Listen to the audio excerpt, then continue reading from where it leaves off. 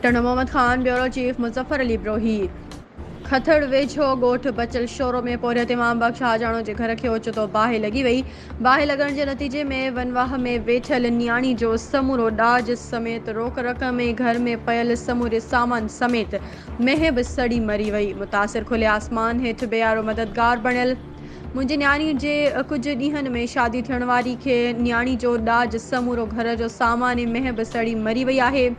मुंहिंजे माली मदद कई वञे। मुतासिर ख़बर मूजिबि तालका लतीफ़ाबाद जे ॻोठ बचल शोरो जे रहवासी इमाम बख़्श हाजाणो जे घर खे ओचितो बाहि लॻी वई, जंहिंजे नतीजे में मुतासिर जी न्याणी जे शादी जो समूरो सामान समेत हिकु मेंहिं घर में पियल अल्ह तल्ह सड़ी राख थी वियो।